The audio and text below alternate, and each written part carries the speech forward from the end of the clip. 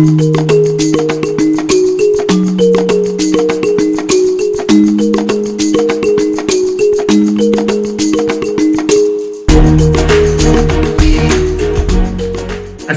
alaikum warahmatullahi wabarakatuh, mtazamaji wetu wa Gumzo, karibu tena kwenye wasaa wetu wa Gumzo, na kama tulivyosema kwamba hii ni silsila ya Nna Kwetu, gumzo maalum ambalo tunazungumza na wahamaji na wahamiaji kwa maana waliohama katika upwa wetu wa Afrika Mashariki na mahususi kabisa visiwani Zanzibar, na kwa wahamiaji kwa maana waliohamia katika mataifa mengine ulimwenguni yakiwemo mataifa ya Ulaya, ya Arabuni, ya Marekani.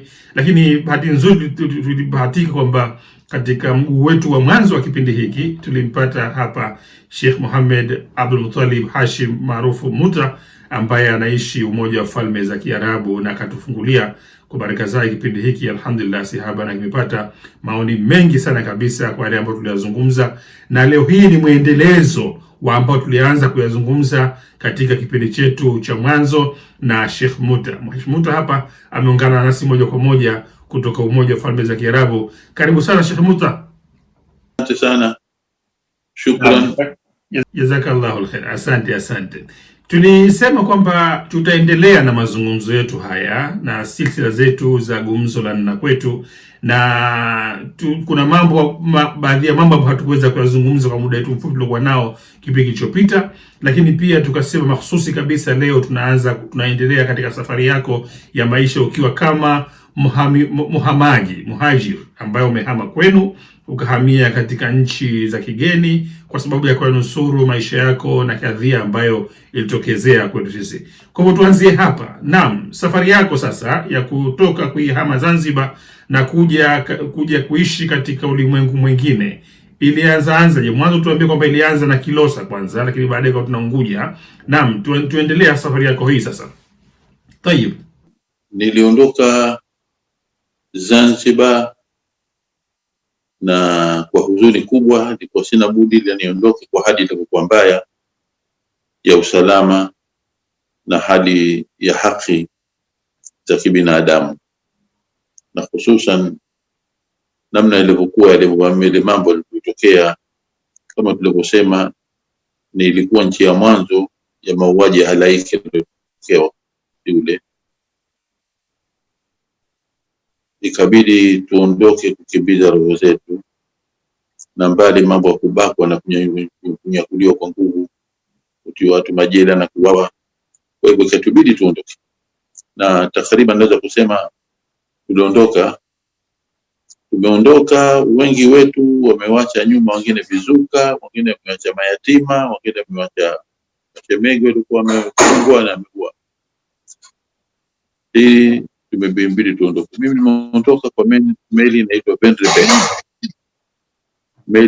Van Riebeeck. Niliondoka hiyo na wenzangu, tulikuwa timu ya watu. Tumeondoka, tumepitia Mombasa, kisha tukaelekea kuja zetu mpaka Arabu, tukaja zetu mpaka Dubai. Safari ilikuwa ndefu kwa hakika. Naam. Kidogo bwana Muta, kabla hajampoteza mtazamaji wetu hapo, ulikuwa ni mwaka gani ambao hasa mliondoka Unguja? 1966. Naam. Tayeb. 1966 niliondoka. Na nilifika tena Dubai baada yake, nafikiri katika kipindi kwa mwezi wa Juni. Ilikuwa joto kali.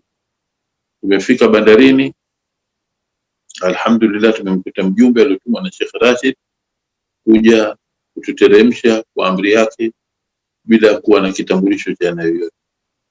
Wakati huo nimekuja mimi 66, watu walianza kumiminika hapa toka 64 wakati ilipotokea maafa ya Unguja.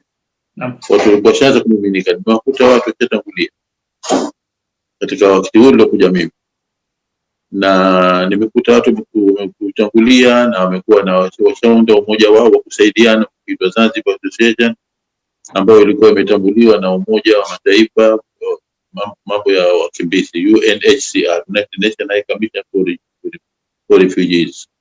Kwa hivyo nimekuta watu na nilipokuja mimi alikuwa kisha kuja mfalme wetu Said Jamshid kuja kushukuru nchi hizi kwa mapokezi aliyowapa wakimbizi na kumuomba hasa mfalme wa hapa Dubai alikuwa wakati ule Sheikh Rashid babake Sheikh Mohammed. Baada ya kumshukuru pia alimuomba kwamba achukulie raia zake wa Zanzibar, achukulie kuwa ni raia za Dubai wakati ule kabla muungano, kwa sababu hana pa kukimbilia. Sheikh Rashid akakubali rasmi ombi hilo na akatupokea, akatupa pasipoti mpaka majumba kuishi na kila aina misaada. Ziara imeleta faida kubwa sana. Mwenyezi Mungu atamjazi kheri Said Jamshid na aida yake na nduguze inshallah. Unakumbuka Sheikh Muta, Said Jamshid alipokuja hapo kumuomba Sheikh Rashid kuwapa hifadhi na kuwapokea raia wa Zanzibar kama ni raia wake, ilikuwa ni mwaka gani huo? Ilikuwa 1965, mwaka mmoja baada ya naam. Na yeye hakuishia hapo tu, baada alikwenda Tangata vile kuomba ombi hilo, na nafikiri vile vile alikwenda na Kuwait. Yani alipata mapokezi mazuri kwa vile sisi fungamano zetu na ile kutuonea huruma mambo yaliyofika, na kama unavyojua sisi si wageni hizi, alhamdulillah. Kwa hivyo tumepokelewa kwa vizuri, na siku nilipokuja mimi nimekuta neema hizo bado zinaendelea, ndio tukateremka kwa amri ya Sheikh Rashid bila passport. Tumeteremka bila kitambulisho chochote kwa sababu ilikuwa inajulikana wengi walikuwa wamekimbia. Sisi tumekuja kwa meli, bahati yetu. Kuna walikuja kwa majahazi, kuna wengine majahazi yamezama, kuna wengine haijulikani walipotea, ndio mpaka leo hajulikani na maana wamezama baba katika kuja kwa majahazi. Maana walitoka na majahazi kutoka Zanzibar mpaka Dubai. Kutoka huko mpaka Dubai walikuja kwa majahazi. Kuna wengine walikwenda kupandia majahazi Mombasa. Watu wengine walisafiri walikwenda Somalia wakapanda majahazi. Almuradi, unajua tena ukimbizi, kila wasila mtu anatapia roho yake, anakimbia kwa usalama wa roho yake.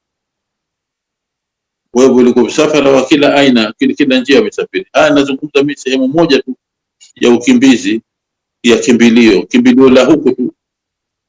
Kuna watu walikimbia, wengine wakaenda nchi zingine kama unavyojua. Kuna walikwenda Ulaya, kuna waliokimbilia nchi za jirani Kenya, kuna walikwenda Kongo. Watu walitawanyika kila pahali, sio huku tu. Watu wakaenda huku, kuna wengine wamekimbia wamekwenda nchi za mbali zaidi kabisa. Kuna waliokimbilia wakaenda Irani, pia walipokelewa nao rasmi wakati ule cha Iran. Kuna walikimbia wengine vile vile wakaenda zao India, wakakimbilia huko vile vile. Yani kila mtu alikuwa anatafuta pahali pa kuweza kuhifadhi usalama na roho yake. Ndio watu wakatawanyika, watu wamesawajika, watu wamepoteza kila alichokichuma. Maskini za Mungu hajui pa kwenda. Lakini lau kama ingelikuwa si rehema Mwenyezi Mungu na huruma zake, na lau kama si kama haraka aliyofanya Said Jamshid kwa sisi upande wa huku, ninasema naam, ingelikuwa huki kabisa. Lakini huku toka hapo alhamdulillah tuna mahusiano na tuna alaka na wao, wanatujua zamani. Hata kuna watu walikuwa na asili za huku sehemu za Imarati mbali, Omani na Uganda. Kuna wengine vile vile nao walikuja zao wakarudi wakapokelewa, wakapokelewa vizuri alhamdulillah rabbil alamin, wakaendelea kupewa uraia wa hapa endelee. Naam. Katika hapo tunajua wengine na wengine watu wengi wanawajua marehemu Salum Said Suwedi ambaye aliishi Zanzibar na kuchukua wananchi, na alipokuja hapa akaendelea na wananchi wake, akiwa yeye kama akachaguliwa kuwa ni balozi wa mwanzo wa United Arab Emirates baada ya muungano, yuko kwenda Yaman. Na kulikuwa na bwana Muhammad Matar vile vile maarufu, alikuwa makifuku, alikuwa haoni vizuri, haoni kabisa, pia naye vile vile ni asili yake huku, karudi kwao, umefahamu.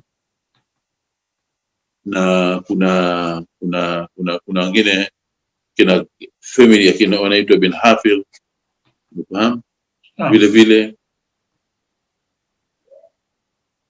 Yani kulikuwa na watu wa kila aina, na kulikuwa na watu wanaona labda watu wetu sisi wengi wana asili wanatoka Omani tu, wengine wanatoka asili ya Yaman tu, Hadhramaut, la kulikuwa na watu walikuwa sehemu zingine na walikimbilia wakaja zao wakapokewa katika hizi nchi za babu zao vile vile alikadhalika. Kwa hivyo tumefika tukaanza maisha. Mimi kufika hapa upande wangu, tukirudia, nimefika hapa ilikuwa kuna tatizo la maskuli kusoma, nikaenda Qatar, na kule Qatar alikuwa akiishi marehemu kakaangu Hashim, akiishi miaka mingi sana huko kabla kutokea uvamizi wa 64. Alikuwa akiishi huko. Nimekaa siku chache hapa, nikaenda Qatar kuendelea kule kusoma primary, kisha baada yake kwa ukarimu wa serikali ya Kuwait ilitukhasisia sisi kutupa scholarship maalum ya Wazanzibar, wakimbizi wa Kizanzibari. Kisha mimi vile vile nikajoin kile za Kuwait, nikapata scholarship kwenda kusoma katika chuo kinaitwa Technical College, chuo cha kiufundi huko Kuwait. Huko pia nikakuta jamaa, nikakuta masahiba zangu ambao nilikuwa nao Zanzibar, na takriban wote unajua Zanzibar tulikuwa nchi yetu ndogo, watu tunajuana. Naam. Nao na mimi nimekwenda kusoma Kuwait kwa scholarship. Kuna wengine vile vile, Mungu ajaze kheri, vile vile serikali ya Qatar ilitoa scholarship vile vile. Na haya mambo ya scholarship kama Kuwait na Qatar, Mungu amrahamu kwa ukarimu wa Bwana Ahmed Lemki maarufu, ambaye ndio alikuwa balozi wa mwanzo wa dola huru ya Zanzibar iliyopata uhuru huko Misri. Yeye ndio alikuwa akisimamia hizi scholarship za Kuwait pamoja na scholarship za Qatar kwa kisimamia. Taban bila shaka kwa kusaidiana na Zanzibar Association ambayo imeundwa na Sheikh Rashid mwaka wa 1964, ilikuwa ikiangalia maslahi ya wakimbizi wa kibinadamu ya Wazanzibar. Na kulijiri vile vile United Nations ikatoa scholarship hapo kusoma Lebanon. Kuna vile vile walipelekwa kusoma Lebanon kwa njia ya Zanzibar Association. Mambo yalikuwa ni kama hivi. Na kisha vile vile katika nchi iliyosimama sana kusaidia kitaalimu ilikuwa ni Iraq, nao vile vile wakati wa Saddam Hussein. Huko kulikuwa na wanafunzi wengi, na kulikuwa na vile vile pahali kumetengenezwa sehemu maalum, nyumba maalum ya kukaa hao watoto wa wakimbizi wa Zanzibar. Na kulikuwa na office kiitwa Zanzibar Affairs Office, ambapo mimi pia nilikwenda muda mchache nikawa katika ofisi hiyo. Na katika kuwepo kwetu kule wapi ilipokuweko mimi baada ya kumaliza na mimi kutoka Kuwait, nikarudi zangu tena mimi Qatar tena nikarudi hapa. Nilipofika hapa Dubai katika chaguzi za Zanzibar Association, kwa sababu ilikuwa na constitution yake, niliwahi kuchaguliwa kuwa committee member. Baada ya hapo kidogo mpaka akachaguliwa kuwa rais wa Zanzibar Association hapa Dubai, tukiangalia maslahi vile vile ya Zanzibar na nchi za jirani. Tunashukuru Mwenyezi Mungu ajaze kheri hawa wafalme wa nchi hizi na tawala za nchi hizi, na Mungu atudumishe inshallah. Kadhalika vile vile Saudia nao vile vile haikukhasir.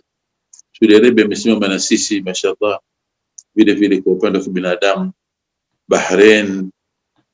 Sasa kutokana na kuingia katika Zanzibar Association na kutokana na shughuli zilikuwa zikitubidi, ndio ikawa tena mimi sasa imenilazimu nitahara kuzidi kutetea kuomba misaada kwa Wazanzibari. Ukisafiri nimekwenda zangu vile vile, kama mfano nimekwenda Bahrain, ambapo Bahrain pia nilibahatika kumwona mpaka mfalme huko kwa masala yetu, matatizo yetu. Walituonea huruma sana, wakatusaidia, na ilikuwa toka hapo imeshaanza. Qatar vile vile kadiriki kumwona mfalme huko ule Sheikh Ahmed, tukazungumza mambo yetu na Sheikh Khalifa alikuwa ndo mfalme baada yake, kuweza kuzungumzia juu ya Zanzibar, na wote tumekuta nao. Na huku Kuwait wakubwa tumeona wakati ule alikuwa marehemu Sheikh Sabah Ahmed, huyu aliofariki alikuwa mfalme aliotawala Kuwait wa mwisho juzi. Yeye huyu alikuwa waziri wa mambo za nje, pia alikuwa tukionana naye kuzungumza mambo yetu ya kibinadamu na matatizo yetu vile vile yalotufika kisiasa nchini kwetu. Na kadhalika vile vile Saudi Arabia nashukuru nilipata fursa takriban kuona wafalme wote kutoka King Faisal mpaka Khalid mpaka Fahad mpaka Abdullah. Salman wakati tulionana naye alikuwa yeye ni governor wa Riyadh wakati ule, lakini pia tulikuwa na ziara zingine na wenzangu wengine vile nilipatana nao kwenda katika nchi hizi kutoa shukrani na kuzungumza matatizo yetu. Mungu amrahamu zaimu wetu Sheikh Ali Mohsen ndio kwenda naye, nilifuatana na Dr. Baada walikuwa waziri wa serikali yetu, na marehemu Omar Muhammad, kadhalika Bwana Rashid Hamad alikuwa waziri wa serikali yetu halali ya 1963 kuaridhia matatizo yetu ya kibinadamu ambayo yamepata mapokezi mazuri na tumepokelewa vizuri sana. Tayeb, nasema nikukatishe kidogo hapo, manake bila shaka mpaka sasa umeshaelezea, manake mpaka sasa taswira ambayo inija kichwani ni kama kwamba kumbe jumuiya yenu ya Wazanzibari iliyokuwepo hapo Dubai ambayo inaanzishwa na Sheikh Rashid unavyoniambia, mfalme wa hapo Dubai, kumbe ilikuwa kama ni ubalozi wa Wazanzibari ambao walikimbia nchi yao. Ulifanya kazi katika kama serikali, maana kama vile serikali kidogo cha Wazanzibari, maana unaniambia wewe kuweza kwenda katika nchi hizo na kuna moja kwa moja na wafalme wa nchi hizo. Bila shaka si mlikuwa hamchukuliwi kirahisi rahisi, mlikuwa mnachukuliwa ni watu wakubwa wanawakilisha nchi.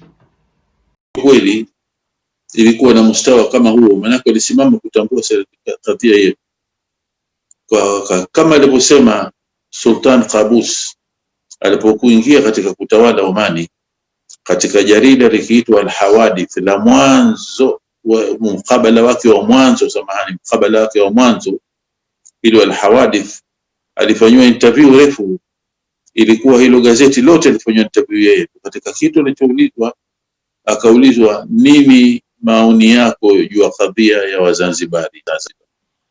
Jawabu alojibu kwamba hii kadhia sio inamhusu mimi tu, inahusu sisi tu, bali hii ni kadhia inahusu ulimwengu mzima na inahusu jumuiya za madola kuangalia ni swala la kibinadamu. Basi kwa msingi huo imekuwa imefahamika hivyo kwamba hii ni kadhia ya kibinadamu, hata kufika hadi United Nation ya jumuiya ya wakimbizi kututambua rasmi na mjumbe kwa anapita. Hata mwisho jumuiya ilifika hadi manake United Nation mpaka hizo nyumba unasikia tulikuwa sisi wa Zanzibar Rashidia hapa Dubai 101, kulikuwa na project phase 1 50 na phase 2 ndio ilikuwa wakati mimi ndio nimeingia rais wa jumuiya tulijengewa 51. Kwanza ilikuwa ni walioleta fikra hii ni wao United Nation jumuiya ya wakimbizi. Alikuja Sadruddin Aga Khan wakati ule marehemu, alikuwa yeye ndiye mkubwa wa chombo hicho cha wakimbizi, akaja akazungumza na wakubwa hapa Dubai, ikakubalika. Sheikh Rashid akatoa mchango wake na akatoa yeye mchango zaidi na pia akatoa na ardhi. Phase number 2 alifanya peke yake Sheikh Rashid kwa 51 akalipia yeye. Chanzo kilianza kwa jumuiya Umoja wa Mataifa ya wakimbizi, jumuiya idara ya wakimbizi na mambo mengine vile vile ambayo kwamba tulikuwa hata na mawasiliano na human rights, tukiwasiliana kwa sababu binadamu, na Amnesty International tukiwasiliana kujua hali ya wakimbizi, tukicorrespond, na tushawahi kwenda Uingereza na ndio kwenye hiyo jumuiya ya Amnesty International na jumuiya mbalimbali, Rabitatul Alam al-Islami, jumuiya ya ulimwengu ya umoja wa nchi za Kiislamu, kuhudhuria mikutano ikialikwa, na mikutano mingine ya jumuiya ilikuwa ikifanywa za Kiislamu huko India pia tulikuwa tukialikwa tukenda, na kadhalika vile vile Libya wakati ule ilikuwa tukenda kwa mikutano mbalimbali kuhudhuria kadhia yetu. Yani ilikuwa ni kadhia, ilikuwa kitabukana kwamba ni kadhia ya kibinadamu na kitambua kwamba dhulma imetokea Zanzibar wakati ule, na tulikuwa tukisema katika jarida, katika media vile vile tukielezea kadhia yetu, magazeti na radio na ma-TV tukifahamisha mambo yaliyofika. Alhamdulillah, tunashukuru Mwenyezi Mungu kwanza, na tunashukuru hao waliotufungulia njia zote hizo. Alhamdulillah. Kwa hivyo mataifa haya ya Kiarabu ambayo yaliwapokeeni na nyinyi mkawa na nafasi ya kuzungumza na viongozi wakubwa katika mataifa hayo, madai yenu yalikuwa hasa ni yapi? Ni kuelezea hali yenu ya kibinadamu ili muweze kusaidiwa hapo mlipo, au mlitaka msaada wa kwamba siku moja muweze kurudi nyumbani Zanzibar kupitia msaada wa haya mataifa? Kurudi nyumbani hakika ilikuwa ni ndoto ya kila mtu. Kuna mtu anayechukia nchi yake. Naam. Ni ndoto ya kila mtu, alikuwa hapa na alikuwa kule, na alikuwa member association na alikuwa si member. Ilikuwa kwa jumla jamaa walikuwa wanafikiria jambo hilo, na hakuna mtu alikuwa hakumbuki kwao. Watu walikuwa kukumbuka kwao. Na hapa vile vile katika kutaja nchi nilizitaja hizo, vile vile tunakumbuka kwamba Iraq nao walitusaidia sana upande wa kibinadamu. Hata mwisho katika serikali yao wakaizungumzia hii kadhia hii official na kuitambua kwamba hii ni kozi ya kibinadamu rasmi na Saddam Hussein. Na hizo maombi yetu yalikuwa makubwa ni hayo, na kuomba hizi nchi tunaziomba waweze kukubali kusema, kutumia pressure kwa Nyerere hasa kwa kuenda waliosababisha awatoe mawaziri wetu waliofungwa kizuizini miaka 10 bure, na wapunguze mateso yanayofanyika kwa watu wetu Zanzibar na dhulma zinazopitikana. Na hata mikutano mbalimbali mingine ilipasisha resolution. Ulitokea mkutano wa nchi za Kiislamu kwa Benghazi Libya, Benghazi na pili ilifanyika au Tripoli. Katika mkutano ule ulipasishwa resolution kwa masuala ya kadhia ya Zanzibar, ikatajwa rasmi kwamba ni kadhia ya kibinadamu na dhulma zinazopitikana. Saudi Arabia katika mkutano uliofanyika wa jumuiya za Kiislamu, moja imeitwa Jumuiya Zanzibar Session, ilialikwa kitambua kwa ni member, zimetoka resolutions juu ya kadhia ya Zanzibar vile vile, na kadhalika nchi nyingine ilikuwa wanasimama kidete na wanasimama kwa huruma yetu sisi. Hata mwisho kwa baadhi ya nchi kwa hii kozi ya Zanzibar zilikhtalifiana kwa sababu ya kozi ya Zanzibar. Kwa mfano alipokuja Abdul Nasser kutembelea Zanzibar, kuna nchi zingine takriban nyingi hazijafurahi,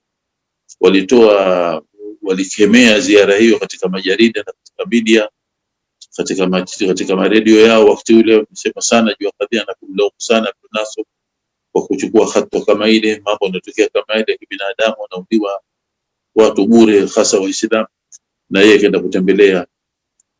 Hasa Saudi Arabia walikemea sana, Jordan, Syria wakati ule, na kadhalika Iraq na nchi nyingine walikemea sana kuhusu ziara ile ambayo kwamba alifanya Abdul Nasser wakati ule, wakitarajia watu kwamba anakwenda labda atazungumza yeye kuweza kuondosha dhulma na mateso yanayowapata watu wetu, walipata watu wetu kule. Lakini haikufanyika jambo hilo la kuzungumza. Manake imekuwa kozi imetambulikana kufika kiwango hicho cha kuweza kuwa na taathira katika ulimwengu. Naam, sasa tuje hasa katika maisha yako binafsi ya ugenini. Na bila shaka umeshazungumzia kwamba mlipata bahati pamoja na wenzako ya kupokelewa na kuweza kupewa hifadhi na kusaidiwa pakubwa kujimarisha, kupata elimu na kadha wa kadha. Lakini kama tunavyosema kwamba kwenu bila shaka hisia za kwamba sisi tu wageni tunataka kurudi kwetu siku moja zilikuwa zinawatawaleni. Vipi mlipambana na hisia hizi za kuwa mbali na nyumbani, hisia za kwamba mmelazimika kuondoka nyumbani si kwa hiari na kukimbia maafa ambayo yalikuwa yanawapateni, na mkaishi nazo miaka yote? Kwa hakika hilo jambo si geni la watu kuwa na hisia kama hilo, si jambo geni na la hapana makosa sita, kwa sababu ni jambo limeshariiwa hata katika Qur'ani. Watu waliodhulumiwa kutoka kwao wana haki ya kurudi, kujania kurudi kwao. Hii ni amri ya Mwenyezi Mungu. Hili jambo si geni, na kila mmoja alikuwa na fikra zake na zake, lakini mambo ya kisiasa yanakwenda kwingine. Kama mnavyojua, kuna vikwazo fulani, kuna mambo aina fulani yanayofanyika. Wao wenyewe binafsi yao Zanzibar wameshatangaza mara ngapi wakati ule toka kwa Karume mpaka amekuja kwa mwingine, si wenyewe wamesema kwamba tumetokea majaribio. Sasa haya majaribio ya kuipindua serikali sijui kitu gani zaidi ya mara chungu zima. Hii ni dalili kwamba watu wanahisia. Jaribio lingine ambalo kwamba linajulikana mashuhuri aliyojaribu na ni marehemu Abudu Jumbe, vile vile kuikomboa nchi. Watu walibashi, sote tulibashiri kheri tutapata labda kurudi kwetu, na majaribio aina kwa aina yalotokea, wengine huko ndani wenyewe kwa wenyewe. Yote hayo yakitokea, ilikuwa tukibashiri kheri kwa hamu kwamba labda inshallah itatokea fursa ya kurudi kwetu. Yote ilikuwa tukiyafikiria, lakini sisi sasa tuna commitment vile vile upande mwingine. Sisi kule kwetu na tumekuja huku tulipopekelewa tukaangua kwenu vile vile. Kwa hivyo yote mawili tulikuwa na hisia nazo, chizi tulikuwa na hisia nazo vile vile, kwa sababu tumepata fadhila, hatuwezi kuzidipa fadhila zao hata kidogo. Kwa hivyo nchi hizi pia tumekuwa wenyeji toka zama hizo, na mpaka sasa ndio unapotuona tumo. Watu wetu wengine wamekuwa vishika nyadhifa kubwa kubwa mbalimbali na wamesaidia hizi dola, kwa sababu hiyo. Unajua kuna kitu kimoja muhimu sana hapa fahamike. Naam. Kuna ugeni baina ya sisi na watu wa huku. Utakwambia haya, kwa nini yametokea na kwa nini watu wana hisia hizi? Hakuna ugeni. Tuache maneno ya chakara yanayosema watu kuuzi nchi. Ukweli ni kwamba hizi nchi hazikupata kutokea utawala ukasema kwamba umekuja wamevamia. Maalim Said Zanzibar hakuwa wavamizi, na kabla hapo kulikuwa na tawala zingine, kina Mwinyi Mkuu, wao ni masharifu, wanajulikana masharifu wanatoka nchi gani. Hakuja kwa uvamizi, hakuna yoyote aliyovamia, kwa sababu hili ni traditional unaweza kusema, au unasema ni mambo ya kijadi. Hizi nchi ukisoma taarikhi katika history katika Sub-Sahara, hakuna ugeni baina hapa na kule, hakuna ugeni, kwa sababu ukisoma Periplas of the Arabian Sea, first century, Periplas of the Arabian Sea, first century, utaona anazungumzia kuwepo kwa watu kutoka huko ni kwa nchi zao. Hatuzungumzi mambo ya karne 12, 12, 13, 14, 15 au hiyo karne 16 kuja Wabantu. La, Wabantu hakuja baharini, hakuja coast hiyo karne 16 na alikuja, inajulikana wazi kwa ni wageni, na wala sio watu wa mwanzo. Watu wa mwanzo ukisoma Periplas of the Arabian Sea na vitabu vingine kadhalika, ukisoma Idris al-Mas'udi na wengine utaona wanagusia kutaja kwamba walikuwa huku ni watu ndio wanaotoka vile vile, na kuna mambo mengi ambayo kwamba ya dalili hapa, na kuna makabila chungu zima ambayo kwamba yako kule.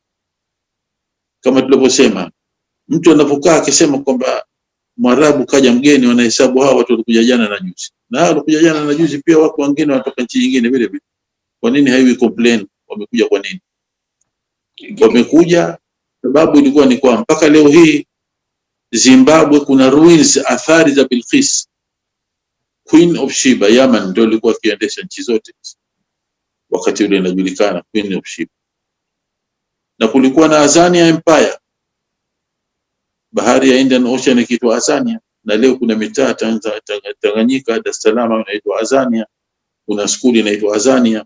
Kenya kadhalika vile vile kulikuwa na Azania, imebadilishwa jina lake hivi karibuni. Kwa nini? Na halafu usisahau, kumbuke Azania Liberation Front ndio chama cha mwanzo cha uongozi wa Afrika Kusini. Sasa Azania nani kisiasa, kitarikhi? Nani azojua? Azania ni utawala wa mamlaka ulioanza Yaman. Mamlaka iliyoanza Yaman ndio kitu Azania, na huyo Azania ni mfalme wa huko Yaman. Azania vipi atakataa mambo kama haya? Na hii ndio hapa tutakapofahamika kwa nini asili ya kuitwa Tanzania, Tanganyika na Azania. Hakuna Tanganyika na Zanzibar. Ukisoma hatiba Tanganyika tangelea mwanzo. Sasa Azania ndio Zanzibar. Ilitaka iitwe Zanzibar kama ilivyokuwa mwanzo, ndio imepangwa na walipokubaliana Nyerere. Siku ya pili akabadilisha jina, Nyerere akaita Tanzania, na alipoulizwa kajibu kwamba hii Azania, akataja ufalme huo wa Yaman wakati wa mapagani walipokuwa wakihukumu Yaman kabla ya Uislamu. Akasema Tanganyika na Azania. Nini maana Azania? Imeelezwa hivi. Mbona leo anarusha mara anasema mtoto wa skuli wa Kidi katoa jina hili, sijui katoa nani, Hani maneno jina wazi Tanganyika. Zania sasa imekuwa ndio nini maana? Ndio Zanzibar hiyo Zania. Wanasema kwamba ile zan ndio imetokana na Zanzibar, na ile ia ni kwa sababu ya kufuata ile formula ya nchi duniani, Somalia, kwa mfano Yugoslavia, kwa mfano India. Kwa hivyo ndio imeingia hiyo ia hapo. Hayaingia kidini mambo hayo. Kuna kitu ni kile Tanganyika na Azania. Tanganyika na Azania. Tanganyika na Azania wazi, very clear, ni wazi. Na Azania ni empire iliyokuwa kwa Yemen, inajulikana. Yemen ilikuwa utawala wao. Yemen walikuwa wakiwa mpaka kwetu sisi. Queen of Sheba alikuwa wapi? Kwani leo na bwana Bi Suleiman mtu wa mwanzo kupanda Kilimanjaro. Kwa nini? Kwa sababu yeye ni ilikuwa utawala wa mkewe. Bilqis alikuja mpaka Ethiopia, mpaka Zimbabwe. Katika history mambo yanafichwa, lakini huu ndio kweli yake. Ukija ukitazama mpaka majina ya nchi zile na mpaka baadhi ya makabila, nani atakataa kwamba yanatoka sehemu za huku pande za huku? Nani atakataa? Na majina Kilwa Qal'a, neno la Kiarabu, Entebbe Ainu Tiba, huu ndio kweli ukitaka usikatae. Madagascar Madagascar, Sofala Sufla na Ulayya, downtown Sofala. Akiwa kama ni mzungu wa mwanzo aliyotembelea Sofala alikuwa ni Vasco da Gama. Kaandika nini katika manuscript zake? Kataja mwenyewe kwamba kakuta watu na vakanto na kofia na wote kwa sababu ya Kiarabu. Na ninakuleamini kwamba sikupata kuona mji mzuri, anasema katika dunia kama mji wa Sofala. Wakati ule ulikuwa mji wa Kiislamu na mfalme alikuwa ni Muislamu. Sofala. Mozambique Musa bin Mbeki. Beira Baira, mwanamke mzuri, beautiful Baira. Mozambique kuna Gaza na Palestina kuna Gaza. Sasa kitu gani cha kuona mtu ndio sema kweli? Saire ni Sair kwa sababu mto maji ya moto, mto maji ya moto, Nahar Sair. Naam. Lakini nasema kwamba Sheikh Musa, nataka hii utaka ambao unajaribu kuijenga hapa, hoja yako ni kwamba kilichotokezea mpaka nyinyi mkalazimika kuondoka nyumbani ni kwa sababu ya kile ambacho wiki iliyopita katika mazungumzo kwamba ni mavamizi, na mavamizi yalikuwa yamejawa katika msingi wa hoja kwamba tumeondosha utawala wa wageni kwa ile ya kupata utawala wa wenyeji. Na hoja yako leo ni kusema kwamba hapana, hawa ambao wanaambiwa kwamba ni wageni, kwanza tuzungumzie kuhusu ugeni na uwenyeji wa hawa ambao tutazungumzia, tunaambiwa kwamba ndio hoja yako leo unazungumzia hiyo kwamba hawa watu si kwamba walikuwa ni wageni. Ukuta Mwarabu mgeni katika Afrika Mashariki haikuwa sahihi, si ndio? Nataka kuzungumzia hivyo. Ni vipi na kwao? Kwani kwanza leo hii mambo ya kwenda na kurudi nchi za Arabuni na Afrika kwani imeanza leo? Ndio. Hijra iliyotokea alikimbia Waislamu walikimbilia wapi? Hakuja Habash. Sasa Habash wakati kulikuwa yote Sub-Sahara. Silikuwa yote mpaka Sub-Sahara Habash. Wamekimbilia wapi? Sio wamekuja huku, na huku kitokea mambo vile wanakwenda kule. Ni mambo ni mambo ya wazi. Yasisahaulike. Sasa lakini hili la kwamba watu wanatoka upande mmoja ukimbilia upande mwingine, hauwafanyi watu hawa wanaokimbilia upande ule kwamba ni kwao kule. Ni kwao wamekuwa kukimbilia tu kwa sababu ya dhiki ambazo zimepata. Umetokezea ukame, kuna umetokezea mafuriko upande wa Yemen, wanashuka na majahazi yao mpaka wanakuja zao pande zote za Afrika Mashariki. Kwani kisa kilichowafanya Wabantu wakaja huku kilichowaleta nini? Iliyoleta raha. Ndio watu wanakimbia, kila mtu utafuta pahali akakimbilia. Makabila ya Afrika kwa jumla. Hao utasikia kuna makabila ya Wazulu, Wakikuyu yanasemekana asili yao Wazulu wamekuja kufanya nini huku Kenya. Na makabila mangapi yalikuwa na hama kabila hapa na hapa. Wamasai atakataa mtu wa Masai si wazalendo, si wananchi.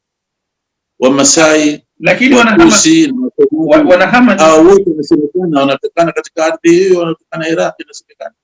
Mimi na kitabu kinaitwa Nchi na Desturi za Wagiriama, na kitabu kinaitwa Nchi na Desturi za Wagiriama.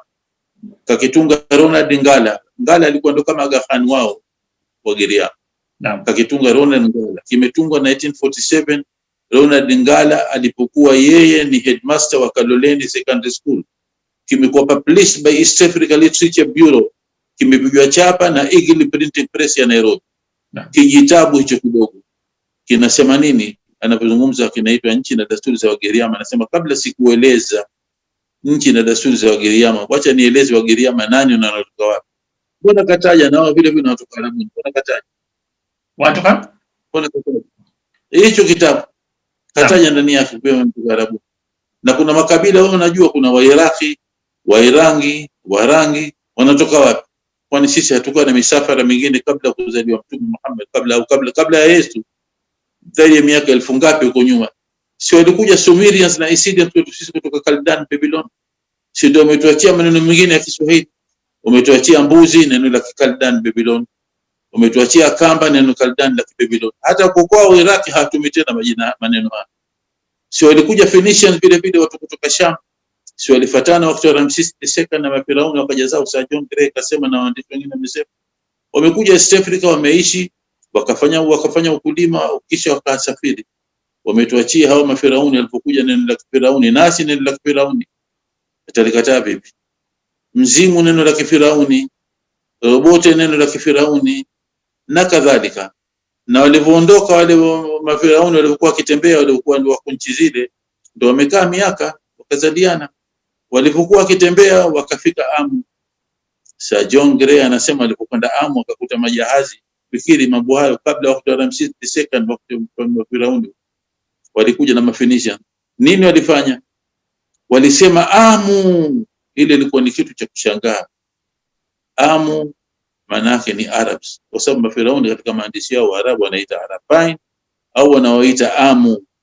Wakakuta pale wakashangaa, sasa lipi hilo kwa leo ni kuambiwa hawa watu wageni? Kile walikuwa capital, walikuwa pale nani wakiuku? Al-Ahdali, Al-Mahdali, As-Sagaf, wajukuu wa Imam Ahmed bin Isa, Imam al-Muhajir kutoka Yaman. Kwetu sisi Zanzibar hawa wanaambao wenyewe mwenye mkunda, wanaambao wenyeji hawa nani? Kwani si masharifu wanatoka Yaman vile vile asili yao? Hao kina Muini mkuu. Muini nini? Muini si ilikuwa dola katika Yaman, ikiitwa dola al-Muini, Muiniin, si ndio ile Ali Hassan Mwinyi, Ali Hassan Muini, ndio kweli hilo majina. Na majina ya watu walikuwa nayo.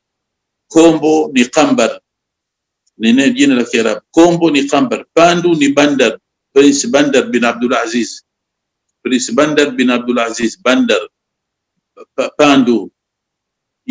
Jecha ni Jahsh, Zainab binti Jahsh, mtoto wa shangazi yake Mtume Umaima binti Abdul Muttalib, alikuwa akiitwa Zainab, aliolewa na Zaid ibn Haritha, kuacha akaolewa na Mtume, alikuwa akiitwa Burra binti Jahsh. Mtume alivyomuoa akamwita Zainab binti Jahsh. Sasa Jahsh ndio Jecha. Na mangapi tukiyazungumza. Shumari, jina Shumari, na kuna kabila Saudi Arabia mpaka leo linaitwa Shumari. Vile vile Shumari ndio katika Karbala alimuoa mjukuu wa Mtume, alimchinja pamoja na Yazid bin Muawiya. Katika tarehe ndio imeandikwa hivyo. Hakuna maana utazungumza nini? Vitu vingi vipi? Kitu gani kilichokuwa cha ajabu cha kingine? Kwa kuwa hawa watu walikuja juzi. Hiyo Afrika binafsi yake, Afrika chukulia leo, chukulia Afrika, nani Mwafrika wa mwanzo? Vipi watakataa wanabadilisha maneno leo? Afrika, nchi ya mwanzo duniani kuitwa Afrika ni Tunis, nchi ya Afro-Arab. Tunis ndio nchi ya mwanzo duniani kuitwa Afrika, nchi ya Afro-Arab, Tunis. Kwa sababu ya nini? Kwa sababu alihama kutoka Shiba, mmoja katika koo za kitawala za Kiyaman, wakati wa Nabii Suleiman alayhi salam, wakati wa Nabii Musa samahani, akahamia Tunis, akiitwa Afriqish bin Qais bin Sayf bani Kahlan. Afriqish bin Qais bin Sayf bani Kahlan. Wengine wanasema hili Afriqish ni neno la Giriki la kizamani, joto. Sasa hili Afriqish, kuna maulama wakubwa katika kaskazini ya Afrika wanaitwa Afriqish. Kuna watu maarufu mashuhuri Yaman, huko Yaman wanaitwa Afriqish, watu maarufu katika tarehe. Sasa wale ndio manake jina lao joto kwa lugha ya Kigiriki, watajiita wao kwa lugha ya Kigiriki Afriqish bin Qais bin Sayf bin Kahlan. Na nchi ya mwanzo iliyokuwa duniani imekuwa Afrika kutangazwa ni zile sehemu za kule. Wakati aliposema Gaddafi katika mkutano mmoja, watu wengine wakamfanya mandazimu kwamba sisi ndio Afrika asili, na kweli Waafrika asili ni wao, watu wa kaskazini ya Afrika ndio asili. Na leo majority ya Waarabu wako wapi? Majority ya Waarabu wako Afrika. Naam, majority ya Waarabu wako Afrika. Naam. Na nchi zilizokuwa member katika Arab League nyingi ziko wapi? Ziko Afrika. Ndio nchi zilikuwa nyingi katika Arab Union inaitwa leo Arab World, katika Umoja wa Arab League ni nchi za kaskazini Afrika, bali leo lugha inayoongoza katika Afrika lugha gani? Lugha ya Kiarabu. Inasemwa si chini ya 300 milioni. Sisikie maneno, kwa sababu kuna nchi zilikuwa sio member Arab League, wao wanahesabu nchi za member Arab League zinasema Kiarabu na culture yao Kiarabu. Chukulia leo Mali wanajua Kiarabu vizuri na wanazungumza Kiarabu. Leo chukulia leo Chad, Darfur, chukua Eritrea, hizi nchi si member Arab League.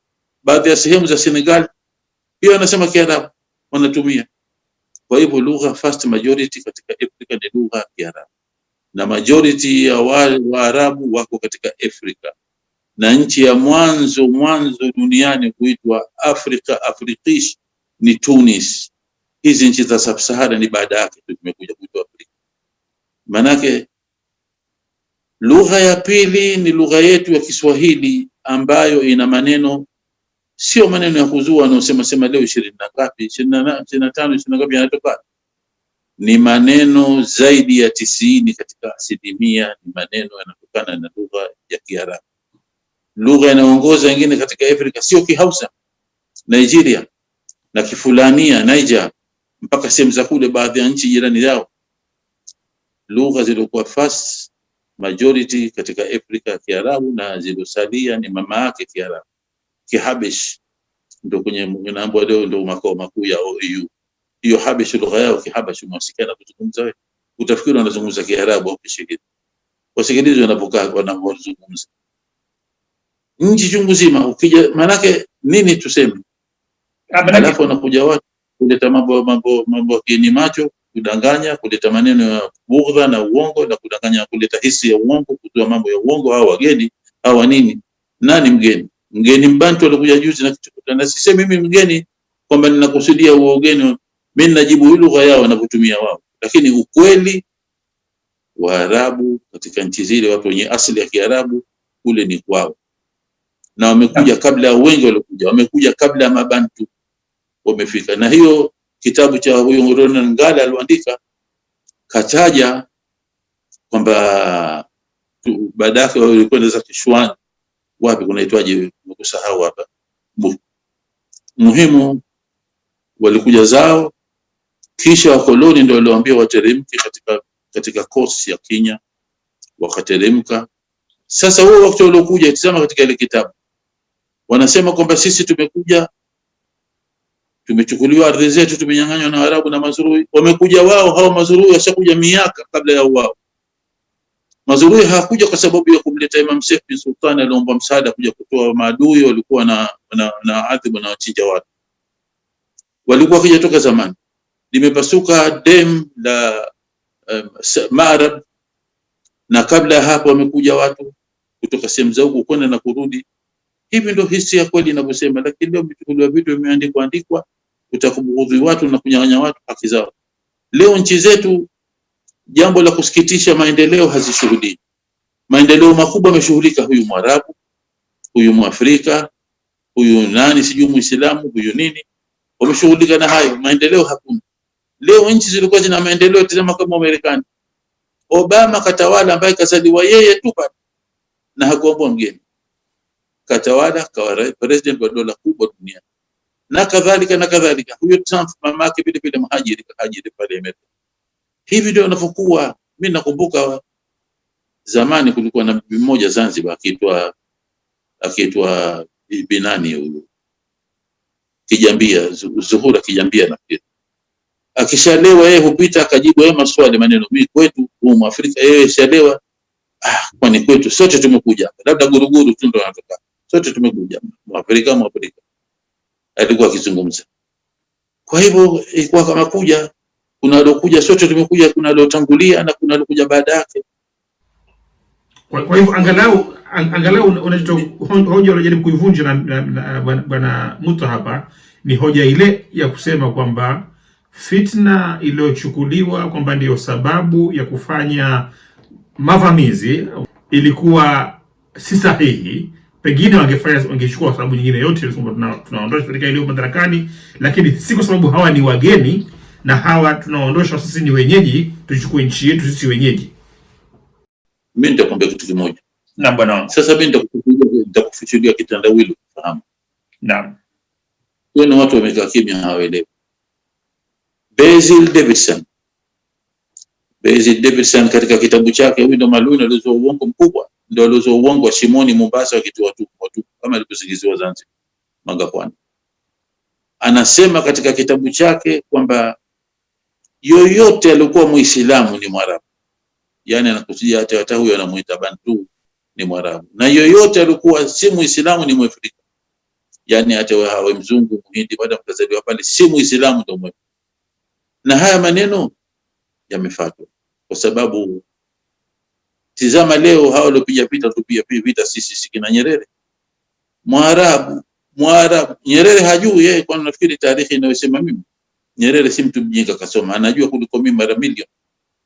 Hapo ninakubali yeye ananishinda, lakini katumia anajua nani mgeni nani mwananchi. Lakini anaposema Mwarabu anakusudia Muislamu, awe Mnyamwezi, awe Mruguru, awe Msagara, awe Mzaramo, au kama atakapokuwa Mazali ni Muislamu. Na hii nilipata story ya kuthibitisha maneno haya. Kenya Mombasa ninapokwenda mimi, nilikuwa baraza zangu kubwa nyumbani kwa marhum Abu Suleiman, anajulikana mzee wa Abraham.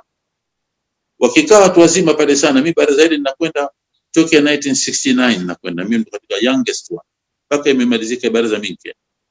Wanakaa wataalamu pale, akija Profesa Mazuri anakuja pale vile vile anakaa, akija watu wote wanakaa, wazee wa mji wote wanakuja. Katika mazungumzo pamoja nikausikia wanazungumza kwamba wakati alipokuwa Zanzibar tarehe 9 Disemba, siku moja kabla uhuru wa Zanzibar, ndio imemeguliwa Mombasa, bila shaka kwa shindikizo la Uingereza, ikapewa bara, ikafanywa a part of Kenya. Maana ilikuwa chini ya Zanzibar, ndio nchi ya mwisho ilikuwa katika mamlaka ya Zanzibar, katika ile mamlaka kubwa ilikuwa zamani. Sasa baada ya muda, Rais Kenyatta akawatuma watu wake wanaohusikana na mambo ya sharia, akaambia na kubidini hii mwende mwambao, kwa sababu sisi tumetia mkataba Lancaster House. Mkataba tuliotia sisi ni kwamba kuchunga mila na desturi na kuhifadhi haki za watu wa Mombasa. Kaonane na elders wa watu wa makabila ya Mombasa, muwaulize maoni yao juu ya jambo hili ili tutekeleze. Ukajumbe ule wakakutana pale na wakawima sijui, wakakutana na Ruguru, wakakutana na samahani si wa Ruguru, wakakutana na Wadigo, wakakutana na wale Wahindi walikuwa na asili ya pale, walikuwa bila shaka kuna watu walikuwa asili ya Hindi, na vile vile tusisahau katika watu walikuja zamani sana pale kuna alizaliana zaidi ya generation 10 pale au 20 inajulikana. Kuna makabila pale kukutana nao, Kawima na Arabu walikuwa wao pale. Sasa hapa nimesikia kitu pale, mimi ndio kimenifungua macho. Walipokwenda kuonana na Wadigo, alikuwa bila shaka zamani ilikuwa hakuna laptop, kuna kitabu kikubwa kile anaandikwa pale, kila mmoja anaulizwa maoni yake, naandikwa jina lake, naandikwa hivi, alafu pia anaitwa kabila yake. Sasa alipokwenda kwa Wadigo katika kuandika ile majina na ile mambo yanavyoandikwa, akatokea Mdigo mmoja akawauliza leo tu mwana Kenyatta, akaambia sasa, wewe mbona hapa sisi Wadigo umetuita kwa msingi kwamba mtatuambia wa Afrika, na hapa umeandika hapa, wengine umeandika Afrika, hapa umeandika Mwarabu, umeandika Mwarabu huyu Afrika, na sisi sote Wadigo. Kama mimi, anamtajia yule bwana jina lake nimesahau, mtajwa jina kwa barazani, kama mimi fulani bin fulani, na yule pale fulani bin fulani, hilo jina la Ukristo ni jina la kubatizwa la kutiwa alipokuwa akitafuta taalimu kusoma, na tulikuwa nao kina Joe Khamis wana siasa, si Joe Khamis kwa sababu akasoma shule za kimishonari zamani, ndio sasa tubadilishe jina. Wengine kuna wengine, kuna Dastan Omar, kuna nani majina kama hivi. Akaambia yule humoni babake, muulize huyu hapo, wewe mimi si ndugu yako? Akaambia ndugu yangu. Sasa mwana huyu umemandika Mwafrika, mimi umeniandika Mwarabu. Akaambia wewe kwa sababu Muislamu ni Mwarabu, na huyu kwa sababu Kristo ndio Mwafrika. Hii ndio kitandawili cha kina Nyerere anaposema Mwarabu Mwarabu, na watu pigiwa ngoma wakacheza Mwarabu Mwarabu, kumbe wanachinjwa wao wenyewe.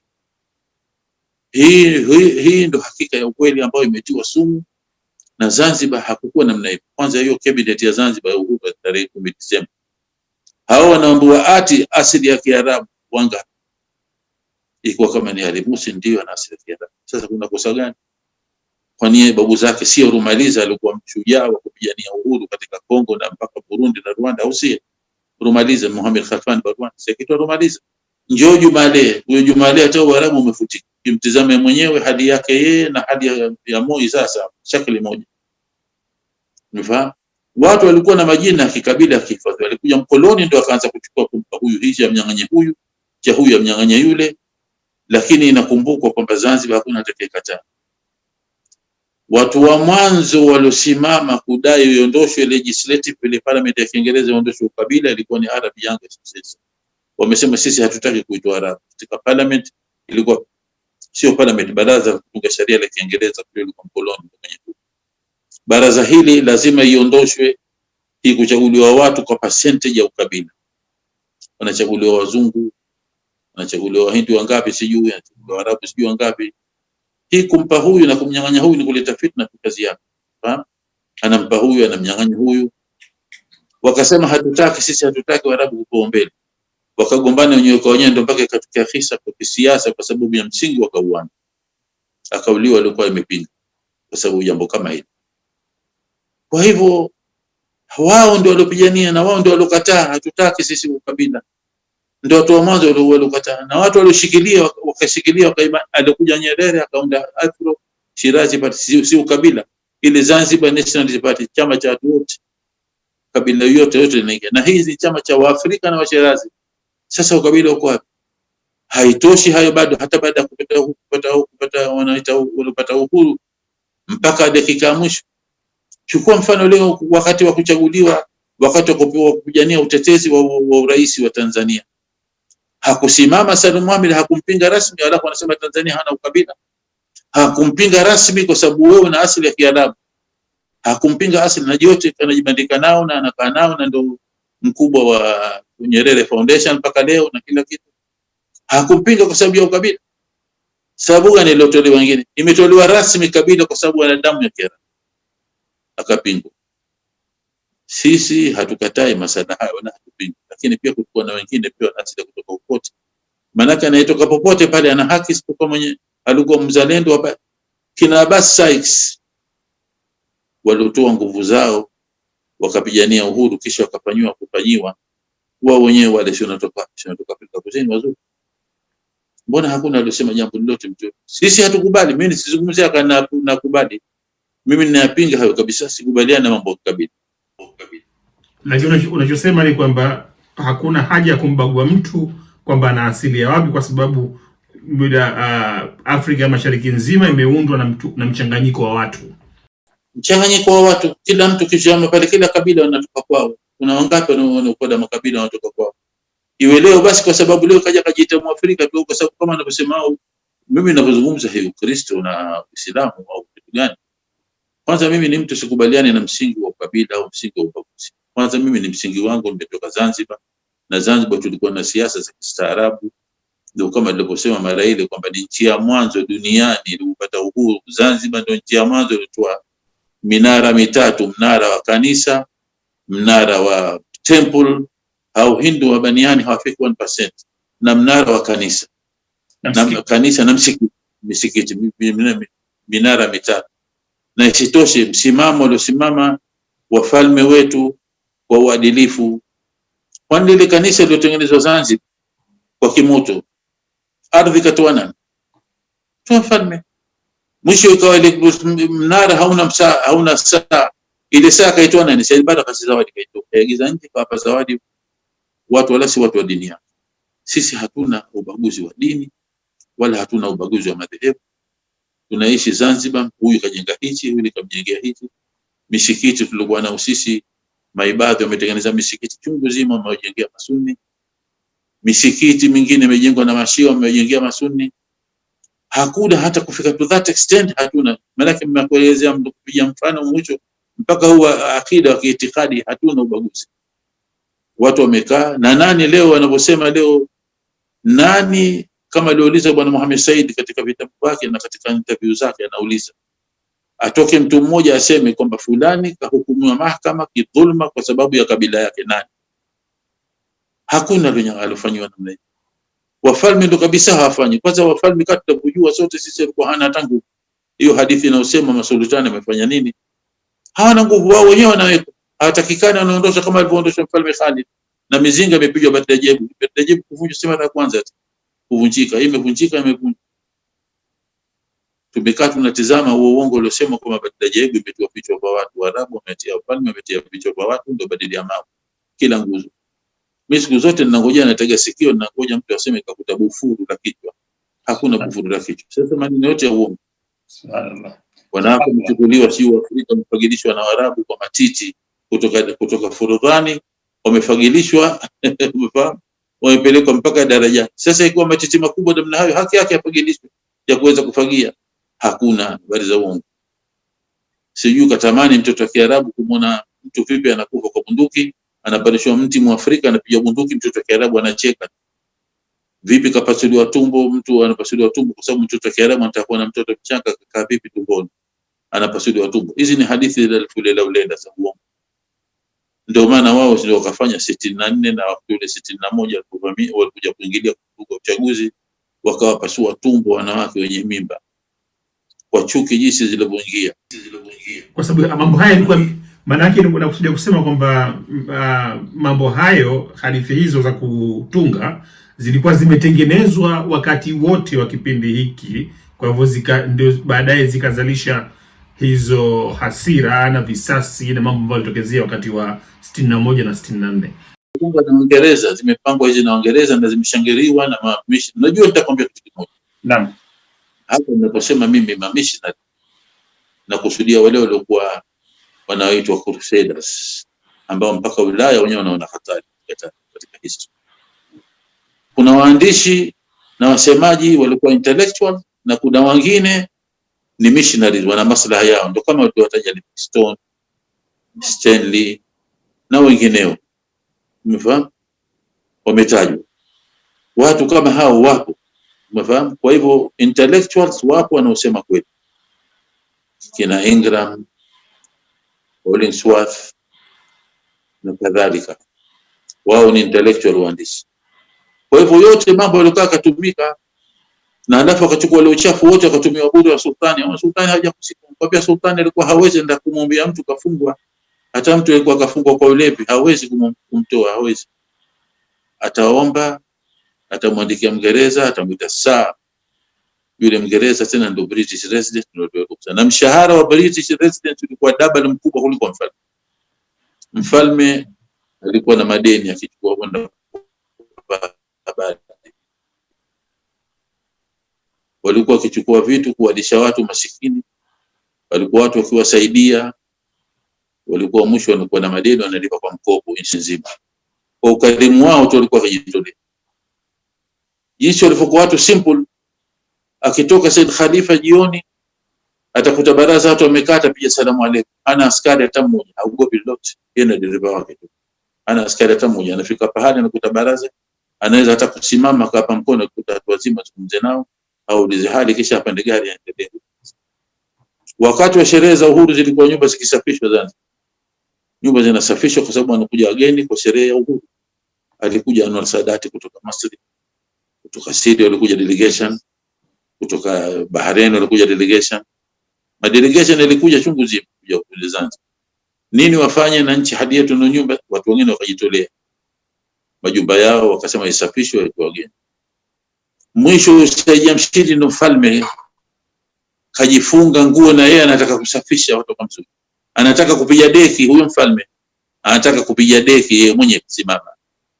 Basi wallahi watu wamemzuia vibaya. Na yeye hataki, anashindana, anashika ufagio kwa nguvu, atakufagia. Pata kuona mambo kama haya. Na kuna kusema maneno ya kipuzi. Uongo mtupu. Hiyo washafanya dhulma na hukumu yao iliyobaki ni kutubu. Watubu kwa Mwenyezi Mungu, warudi kwa Mungu, watazame hao waliofika, hao waliotangulia, warejee kama hivi sasa wanavyofanya. Inshallah iwe kheri, na tunatumai, tuna matumaini mazuri kwa hayo yanayofanyika sasa hivi leo, na inshallah warudi. Lakini rahimu, mwenye huruma, mtengeza ovu likawa jema, amtupi khatu mwanadamu na kurudi kwake kwa idhini. siku alikuja chief minister, wakati ule alikuwa sio chief minister, samahani, alikuwa serikali ya muafaka aliyofanya bwana nani Maalim Seif Sharif, leo mwanzo alikuja akaita mkutano ili uelezwe. Alikuja yeye na balozi Juma Maharage, alikuja na waziri wa biashara wa Zanzibar, tule alipatana naye, kaja kueleza huo muafaka, kaja kuelezea katika hoteli ya Taj Palace hapa Dubai, ulihudhuriwa na watu wanapata 200 au zaidi. Akasema akaelezea umoja, tuungana tu hivi na hivi na hivi. Mwisho akaulizwa watu walikuwa na maoni, watu wakasimama, kila mmoja akatoa maoni yake. Kwa maoni yenyewe yanahusikana na issue ya kulipishwa kodi, sijui kulipishwa taxi, sijui kulipishwa na matatizo ya visa. Mimi nikaona hapa sio mazungumzo kuzungumza. Mimi nikasimama nikasema, katika jumla maneno niliyosema haya nakuambia ni sasa hivi na utakuta na wewe mengi niliyasema, lakini mimi nikamwambia moja kwa moja, nikamwambia hamwezi kuondosha chuki ila muondoshe uongo. Vyombo vya Tanzania wote vinasema uongo, mnazua uongo na mnaleta fitna baina ya watu.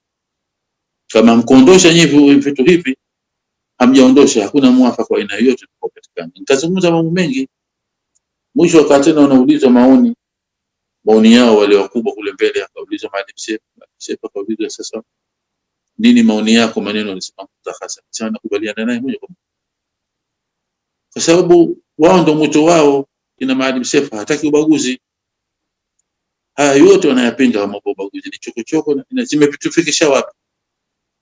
Hakuna pote uliotufikisha. Kwa hivyo huku nikirudi tena, sisi tuko huku, umeniuliza kunichokoa, kuniuliza habari ya historia yangu ndio kutokurudi kwetu. Hiyo ndio ninakufahamisha, huu ndio msimamo wangu na mpaka leo naamini, na ninahisi inshallah iwe kheri, masikilizano mazuri na yaendelee mahusiano baina ya nchi hizi na zile kama ilivyokuwa kwa mababu na mababu. Na moja katika shughuli ambayo kwamba nilikuwa nayo napendelea mimi daima kuifanya, na kila mtu anajua, ni kutafuta mbinu za kuweza kuleta uhusiano mzuri baina ya nchi hizi na nchi za kule. Hilo linajulikana. Hata wakati Rais Moi alipokuwa analeta barua kumletea Sheikh Zayed, nilibahatika kuwa miongoni mwao ni mimi na Mr. Ng'enye na Mr. Nicholas Biwott. Tukaileta barua sisi watu watatu kumletea Sheikh Zayed kwa sababu kufungua mahusiano mazuri. Mpaka leo Bwana Chisano alikuwa rais wa Mozambique, akiulizwa mpaka akija hapa, anakuja hivi sasa kisha staafu kuja kwa kazi zake, daima hunaambia wewe ndio pioneer wa relation. Walipotaka kufungua mahusiano mazuri Afrika Kusini wakati wa ule mwisho ile mzungu ametawala, nani na lake sijui, De Klerk alimleta De Klerk, naam, alimleta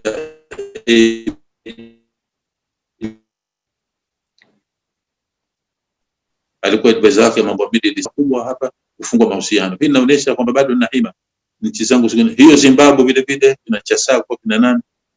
Sasa ndo kuna nayo hata picha ambayo nimepiga na Joshua Nkomo. Ile picha ina kisa, nimepiga Zimbabwe. Wakati mmoja nilimsikia Oscar Kambona, alikuwa foreign minister wa Tanzania, anatuzungumzia juu ya chuki za Nyerere juu ya Uislamu. Yeye Kambona vile vile ndio alikuwa katika engineer mambo dhulma za Unguja, tunajua, na kukubali yote hayo, nakubali kwa ni makosa, sisemi kwamba lakini kitu muhimu alituelezea juu chuki zake na njama zake na zipanga dhidi ya Waislamu.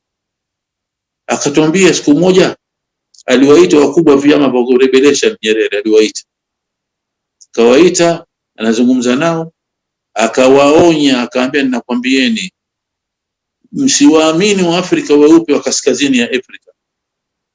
Hawa ni maadui zetu zaidi kuliko Afrika weupe waliko kusini ya Afrika, na kutia wazungu wale makaburu. Ni wale si maadui, nasema yeye. Maadui ni hawa Afrika weupe, kina Libya, kina Tunis, Algeria, Egypt. Hizi ndo nchi kwa sababu za Kiislamu ndo wanaambiwa. Akagombana na Nkomo, na sisi ilikuwa inajulikana Nkomo na Nyerere walikuwa wasikilizana, hiyo mambo yanajulikana. Akagombana na Nkomo. Sasa ikasadifia mimi nikaona huyu ni Kambona ni mpinzani. Ikasadifia kabla ya ugombozi wa Zimbabwe kurudi kwao, mimi nilisadifia nilikwenda Libya. kulikuwa na meeting na pili conference kule. Nikakaa hoteli Shati Hotel. Nimekaa kwa bahati natoka reception nikamkuta Nkomo. Hatujuani mimi na yeye. Lakini mimi nikamapproach nikale menikade jambo kwani mwangu. Nikamsalimia, nikampa salamu za shakadi, kisha tukajenda, kasikitika sana, sema bali sana Nyerere. Nikamuuliza ile swali. Ati kweli ilitokea kadha ukadha. Mimi ninamuuliza. Umejuaje? Nikamwelezea nilivyojua. Akaniambia kweli. Huyu mtu very stupid. Mnamuona tu mgombozi, si mgombozi, huyu ni mbaya sana huyu. Baada ya ugombozi sasa nilikwenda Tabela Lendo kuliko ilikuwa Karamu na Ugapi. Nkenda nikamkuta tena Nkomo. Ndio ninamuuliza unanikumbuka sana? Nakukumbuka vizuri. Tukakaa nikamuuliza tena swali lile vile akanieleza zaidi ya hayo ya ubaya wake. Zaidi ya hayo akanieleza. Joshua Nkomo. Haya ni maneno ambayo kwamba nimesikia kwa watu wa kusika wawili, mmoja Kambona, mmoja Joshua Nkomo. Kwa hivyo manake ukitazama ilikuwa chuki, mambo yaliyofanyika yote yale na kuingia kote kwa yeye kwa sababu ya dini. Kwani mambo aliyofanyia anavyoandika bwana Mohamed Said katika hisi alivyowatendea hao wazalendo wa Waislamu wanamshukukea, alivyowatendea mambo alikuja kubadilikia, kwani madogo mambo chungu zima, lakini sema watu wamenyamaza kimya, kwa kuwa wanafichwa wale ukweli hawajui. Huu ndio ukweli ambao kama mimi na kuelezeni kwa mujibu wa mambo ya habari nilizozipata na mujibu wa habari nilizozisoma. Naam. Kwa hakika Sheikh Muta, ningeomba kwamba leo tusitana hapa kwa sababu ninavyokuona ni kwamba una mengi ambayo yanapaswa kuzungumzwa, yanapaswa kusikikana. Sauti hii inapaswa kuwa sehemu kama unavyosema ya tarehe yetu sisi, kwa sababu mengi yamejiri. Sisi vijana na wanaotufuatia baada ya sisi, mengi tumeelezwa vile ambavyo zinavyotaka zenye kumbukumbu rasmi za watawala, tukijua hadithi ya sisi ni hadithi ile ambayo tumesimuliwa na upande mmoja tu wa watawala. Kwa hivyo naamini kwamba tunahitajika tena kuendelea kuyazungumza haya, manake lengo la awali lilikuwa ni kuzungumzia hii hisia za kukaa mbali na nyumbani, kuondoka nyumbani na uliowakosa na mambo kama hayo, lakini una mengi zaidi ya hapo, na mimi nataka Sheikh Muta uniruhusu kwa idhini yako tena ni kualika tena hapa tuendelee kuyazungumza. Inshallah hata nimepata ile wale tulofanya iliyopita mkabala, nimepata message nyingi na watu wameandika sana kutaka lazima niendelee, wamesema kwamba muda haujatosha. Mimi kwa lengo la kutengeneza. Naam. Kwa lengo la kutengeneza. Leo nyumbani kwetu Zanzibar kunatengenea. Alhamdulillah, mashaallah. Mungu ampe kheri Maalim Seif na mwenziwe Dr. Hussein Mwinyi. Inshallah wasafishe, waondoshe chuki na chokochoko. Amina. Na sisi kama tulisema na repeat na kusema tuna support hatua aliyochukua million %. Inshallah iwe nia safi na mambo yatakuwa mazuri na ujira wao watapata kwa Mwenyezi Mungu. Amina. Tukufu wao watu wote wawili, Dr. Hussein na Maalim, watapata ujira wao kwa Mwenyezi Mungu. Amina. Na Maalim namjua kwa zake na ninamuelewa, ni mtu nimekaa naye, tukija tunaonana tukizungumza siku zote, tunamuelewa fikra zake na ukweli wake kwa nchi. Naelewa vizuri sana. Na Dr. Hussein tunajuana vizuri sana. Vile vile ninamjua seriousness wake. Na ninamuelewa ni kwa kijana kafunzika, kaleleka vizuri, namuelewa. Roho yake safi kabisa, hana khiana. Haya mambo alhamdulillah nazungumza kwa wote wawili nao. Inshallah tusaidie. Amin, Allahumma amin. Allahumma amin. Allahumma amin. Basi nikushukuru kwa sehemu hii nyingine ya gumzo la na kwetu Sheikh Muta, na kwa mapenzi ya Mungu biidhnillah karim, wiki ijayo pia tuko tena hapa mimi na wewe kuendelea kuzungumzia habari hizi, hadithi yetu, hadithi ya tarehe yetu ambayo kama tulivyosema ni muhimu kwa sisi vijana na wenzetu tufuatia baada yetu kuyajua haya, maana kwa hakika ndio mapito ambayo nyinyi wazee wetu mmepita. Assalamu alaikum Sheikh Muta, Mwenyezi Mungu inshallah azidi kuhifadhi. Alaykum assalam, kwa kheri zangu hazishi hata nikizikariri. mezipamba kwa marashi, kwa udi na kwa ambari na kwa dorasi ya ushi na tamasa za hatari ya kuonana kwa kheri. Inshallah tutakutana. Amin, Allahumma amin. Amin ya Rabbil Izza. Basi mtazamaji wetu wa Gumzo la Na Kwetu, hapa ndio tunakomea kwa hivi leo, lakini nakuahidi kwamba Sheikh Murtadha tutakuwa naye tena hapa, kama unavyosikia mwenyewe, ana mengi ambayo tunapaswa kuyajua, na bila shaka hili ni jukwaa ambalo litampa nafasi au litatoa nafasi kuyajua haya mengi ambayo ni tarehe yetu, ni sehemu ya mapitio ya taifa letu na nchi zetu. Assalamu alaikum, kwaherini hadi mara nyingine.